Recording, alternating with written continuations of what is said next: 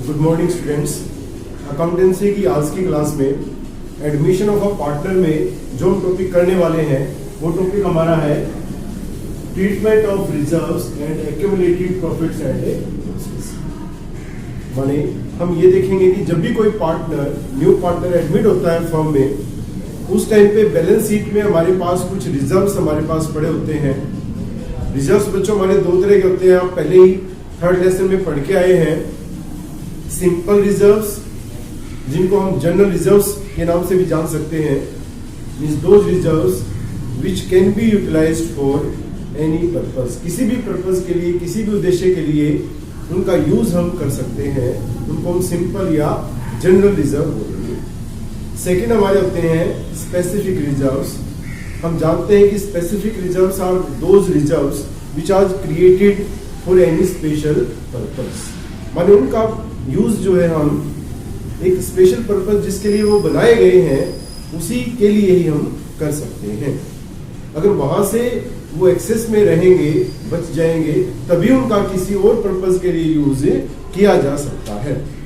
इसी तरह से हमारे एक्यूमुलेटेड प्रॉफिट्स और लॉसेस, एक्यूमुलेटेड माने जो हमारे संचित हैं, ऐसे लाभ या हानि जो हमारे पिछले वर्षों के हमारे पास बचे हुए हैं, उनको हम एक्यूमुलेटेड प्रॉफिट्स या एक्यूमुलेटेड लॉसेस बोलते हैं। तो लास्ट जो हमारा चैप्टर था when partners want to change their profit sharing ratio, उसमें भी हमने इसका ट्रीटमेंट किया था।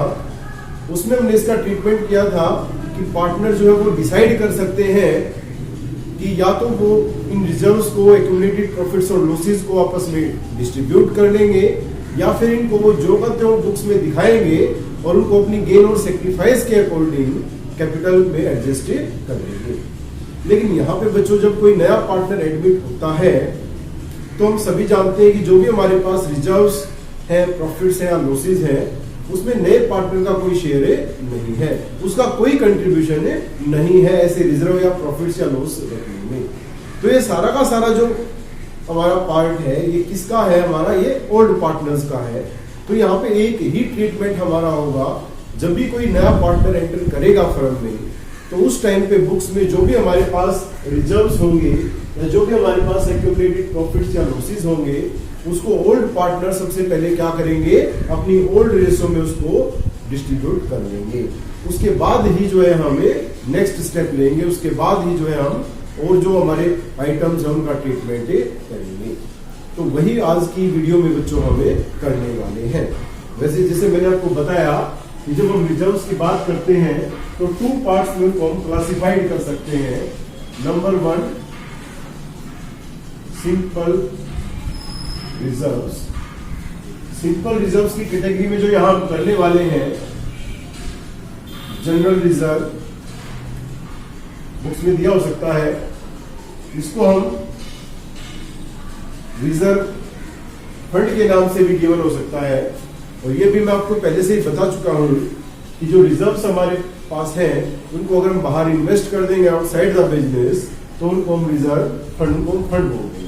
कोई भी रिजर्व हमारा, चाहे वो वर्कमैन्स कंपनसेशन रिजर्व है, चाहे वो इन्वेस्टमेंट फ्लक्चुएशन रिजर्व है और कोई रिजर्व है, उसको अगर हम आउटसाइड द बिजनेस इन्वेस्ट कर देते हैं तो उसको हमें फंड के नाम से प्रेजेंट करेंगे। इसके अलावा जो है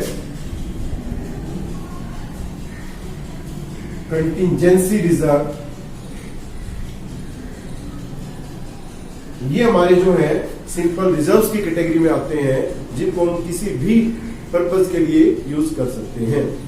और इसके साथ साथ ही हमारे पास जो है बैलेंस शीट में प्रॉफिट गिवन होता है, इसके नाम से profit and loss account. Liability side में ये सारी आइटम हमारी होती है, क्योंकि इनकी जो ओरिजिनल साइड है वो क्या होती है? क्रेडिट। इसी प्रकार से हमारे स्पेशल रिजर्व्स होते हैं दूसरी तरफ।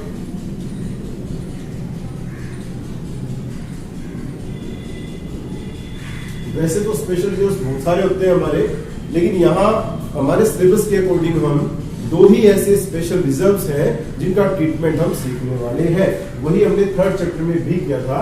और वो कौन कौन से हमारे हैं? वो हमारे हैं वर्कमैन्स कंपनसेशन रिजर्व।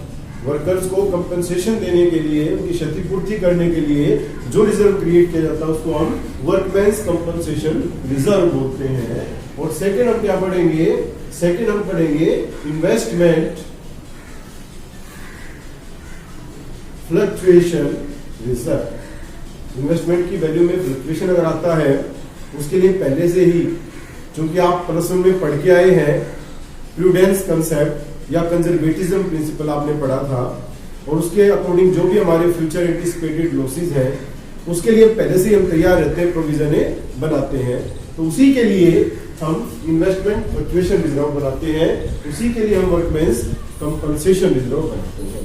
तो इनका ट्रीटमेंट हम एडमिशन के टाइम पे क्या करेंगे ये यहाँ पे हम सीखने वाले हैं। तो बच्चों आज की वीडियो में हम स्पेशल रिजर्व्स को नहीं करेंगे, इसको हम नेक्स्ट वीडियो में नेक्स्ट क्लास में डिस्कस करेंगे। आज की क्लास में हम क्या करेंगे, सिंपल रिजर्व्स का ट्रीटमेंट क्या रहेगा इसी को हम डिस्कस करने वाले हैं।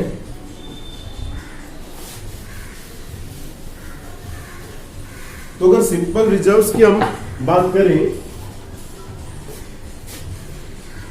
अच्छा मैंने बताया आपको ये जो आइटम्स हमारी हैं लायबिलिटी साइड में मिलती हैं, इनकी ओरिजिनल साइड हमारी क्रेडिट है। जिस प्रकार से प्रॉफिट्स हमारे पास है एक्यूमुलेटेड, इसी प्रकार से हमारे पास एक्यूमुलेटेड लॉसेस भी हो सकते हैं। और वो एक्यूमुलेटेड लॉसेस क्या हो सकते हैं हमारे, इनकी बात बताई मैंने सभी की, क्रेडिट ओरिजिनल साइड होती है। ये कहां मिलते हैं हमारे, लायबिलिटी साइड में मिलते हैं, बैलेंस शीट। और दूसरी तरफ जो एक्यूमुलेटेड लॉसेस हैं वो हमारे हैं प्रॉफिट एंड लॉस अकाउंट, जिसका डेबिट बैलेंस होता है, असेट साइड में मिलता है। इसके अलावा जो है हमारे पास एडवर्टीजमेंट सस्पेंस, हमारा माने हमने लार्ज स्केल पे एडवर्टीजमेंट करी है और उसका बेनिफिट किसी एक पर्टिकुलर ईयर में ना मिलके कई अकाउंटिंग ईयर तक हमें मिलता रहेगा। इसी के साथ साथ हमारे और भी हो सकते हैं जिनको हम डेफर्ड रेवेन्यू एक्सपेंडिचर बोलते हैं। ये हम प्लस वन में हमने किया था, deferred revenue expenditure, second chapter हमारा था अकाउंटिंग टर्मिनोलॉजी। उसमें हमने किया था कि ऐसे एक्सपेंडिचर हमारे जो नॉर्मली हमारे रेवेन्यू एक्सपेंडिचर होते हैं वो, लेकिन कई बार जो है हम अगर लार्ज स्केल पे अगर हम एक्सपेंस कर देते हैं तो वो हमारे कैपिटल है, उसका कुछ पार्ट हमारा कैपिटल एक्सपेंडिचर बन जाता है, क्योंकि उसका बेनिफिट हमें आने वाले कई अकाउंटिंग ईयर तक मिलता है।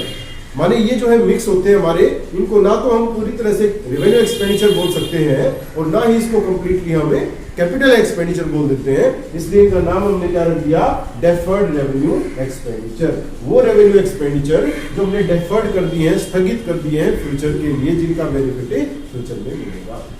तो ये हमारे लॉसेस होते हैं, इनकी ओरिजिनल साइड क्या होती है, डेबिट होती है, और ये कहां मिलते हैं, ये बैलेंस शीट की असेट्स साइड में मिलते हैं। तो ये हमारे हैं रिजर्व्स, सिंपल रिजर्व्स और एक्यूमुलेटेड प्रॉफिट्स एंड लॉसेस। तो इनका ट्रीटमेंट जो है आज की इस क्लास में हमें सीखने वाले हैं। और मैंने यहाँ पे बताया आपको कि इस चैप्टर में चूंकि नया पार्टनर एडमिट करता है तो ये सारे के सारे रिजर्व्स, एक्यूमुलेटेड प्रॉफिट्स हो या लॉसेस हैं, ये सारे के सारे किससे बिलोंग करते हैं, ओल्ड पार्टनर से बिलोंग करते हैं। तो ये ओल्ड पार्टनर्स की ओल्ड रेशो में इनको डिस्ट्रीब्यूट कर दिया जाएगा। ओल्ड रेशो क्वेश्चन में ऑलरेडी गिवन होती है, तो इसकी हम जनरल एंट्री कैसे पास करेंगे ये हमने यहाँ पे देखना है। अब जो भी हमारे पास सिंपल रिजर्व्स अगर हैं या फिर एक्यूमुलेटेड प्रॉफिट्स हैं, ये सब हमें मिलते हैं बैलेंस शीट की लायबिलिटी साइड में। इनकी ओरिजिनल जो साइड है वो क्या होती है, क्रेडिट। तो जब भी इनको हम डिस्ट्रीब्यूट करेंगे तो ये हम क्लोज करने पड़ेंगे सारे के सारे अकाउंट्स। क्रेडिट है, क्लोज करेंगे तो अपोजिट डायरेक्शन में जाएंगे, माने इनको हमें डेबिट करेंगे। तो एंट्री हमारी क्या पास होगी यहाँ पे, जनरल रिजर्व अकाउंट डेबिट। अगर रिजर्व फंड हमारा है तो reserve fund account debit. Contingency reserve अगर है तो contingency reserve account debit. Profit अगर है तो profit and loss account debit, सभी को हम डेबिट करेंगे। अच्छा, ऐसा भी हो सकता है कि इनमें से कुछ आइटम हमें मिले, तो जो भी आइटम इसमें से मिलेंगी, जो भी रिजर्व्स या एक्यूमुलेटेड प्रॉफिट्स हमें मिलेंगे, उन्हीं को यहाँ पे हम डेबिट करेंगे। और टू क्या करेंगे हम करेंगे ओल्ड पार्टनर्स कैपिटल अकाउंट, या कई बार क्या होता है कि पार्टनर्स की जो कैपिटल है वो फ्लक्चुएटिंग ना होके क्या होती है, फिक्स होती है। उस केस में आप जानते हैं, सेकंड चैप्टर में हमने करा था कि उस केस में पार्टनर्स को अपने करंट अकाउंट्स ओपन करने पड़ते हैं, चालू खाते खोलने पड़ते हैं। तो फिर ये पार्टनर्स कैपिटल अकाउंट की जगह हम क्या कर देंगे, हम कर देंगे ओल्ड पार्टनर्स करंट अकाउंट, उसमें हम ट्रांसफर कर देंगे इन देयर ओल्ड रेशो। नरेशन में क्या लिखेंगे, transfer of reserves and accumulated profits among old partners in their old profit sharing ratio. ये हमारे हो गए रिजर्व्स या एक्यूमुलेटेड प्रॉफिट्स का ट्रीटमेंट। अगर हमारे पास बैलेंस शीट की असेट साइड में हमारे पास एक्यूमुलेटेड लॉसेस भी गिवन है, तो उसका भी ट्रीटमेंट हम करेंगे। जैसा कि आप सभी जानते हैं कि असेट साइड में गिवन है, तो इनकी जो ओरिजिनल साइड है वो क्या होती है, डेबिट होती है। तो जब इनको हम ट्रांसफर करेंगे तो इनको क्लोज करना पड़ेगा, और क्लोज करेंगे तो अपोजिट डायरेक्शन में लेके जाते हैं, इनको क्रेडिट करना पड़ेगा। और डेबिट क्या होगा, जिसमें ट्रांसफर हम कर रहे हैं पार्टनर्स कैपिटल अकाउंट। तो जनरल एंट्री हमारी क्या होगी, जनरल एंट्री हमारी होगी पार्टनर्स कैपिटल, या फिर अगर फिक्स्ड है तो करंट अकाउंट डेबिट, और टू क्या हो जाएगा आपका, टू हो जाएगा आपका लॉसेस। ये लॉसेस आपके सामने दिए हुए हैं, चाहे वो प्रॉफिट एंड लॉस अकाउंट है, या फिर एडवर्टीजमेंट सस्पेंस अकाउंट है, या फिर और कोई डेफर्ड रेवेन्यू एक्सपेंडिचर है। तो इन सभी को हम टोटल करके पार्टनर्स के ओल्ड रेशो में हम डिस्ट्रीब्यूट कर देंगे। Transfer of accumulated losses in among old partners capital accounts और current accounts in their old profit sharing ratio. तो इस प्रकार से जो है हम, जो हमारे पास सिंपल रिजर्व्स हैं या हमारे पास एक्यूमुलेटेड प्रॉफिट्स या लॉसेस हैं, उनका ट्रीटमेंट बच्चों हमें कर सकते हैं। तो नेक्स्ट वीडियो में हम इसके प्रैक्टिकल क्वेश्चन, हम इसके इलस्ट्रेशन हम करने वाले हैं, इसको इस टॉपिक को अंडरस्टैंड करने के लिए।